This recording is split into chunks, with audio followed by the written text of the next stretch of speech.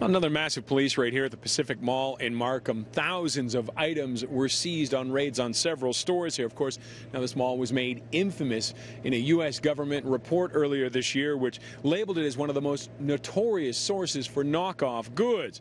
Police say, though, Project Knockoff, which was what the project was called today, the investigation, actually started after complaints from people here at the mall.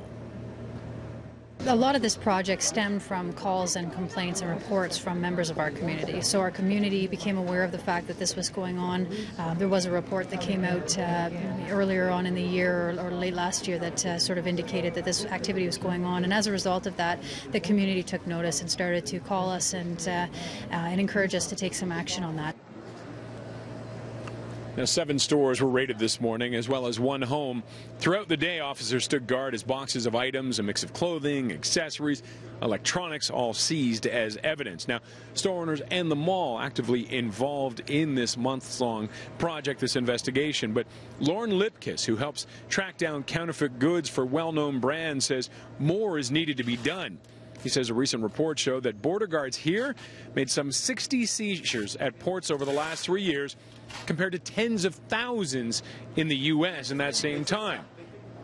He says much of the money ends up in criminal hands, even to help support terrorists. In exchange, he says, we get some frighteningly dangerous items. Many of the counterfeits that are sold pose serious health and safety standards. Here in the GTA alone, I've been involved in cases where there's been counterfeit contact lenses. If you put a counterfeit contact lens in your eye, in some cases, they have to be surgically removed. I've been involved in cases of allegedly hypoallergenic makeup that has been applied and the person's gone into distress because they've not been able to breathe because they've had an allergic reaction because it was not hypoallergenic. I've been involved in shampoo cases. In some of the shampoo cases, there was E. coli in the shampoo.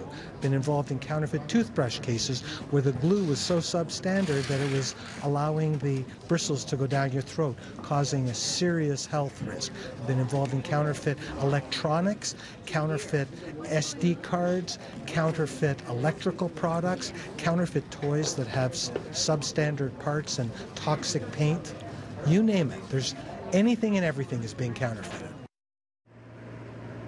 Now, these investigations by police are time-consuming, lengthy, expensive, and it's not just the police as well. Lipkiss helps get to that point where the police investigation can start. They send cease and desist letters to those involved. He says all the shops that were raided today have been warned repeatedly about stopping selling all those goods, yet they still sell them. So are customers aware of this? Are they ready to stop buying counterfeit goods? If I were to get them, I'd rather just get the real one.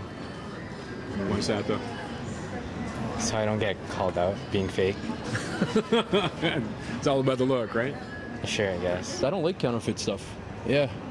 I don't really buy counterfeit anything, clothes, especially electronics. You know, so. How come? I don't want to get ripped off. Incredibly, so far in this investigation with this raid, no charges have been laid yet.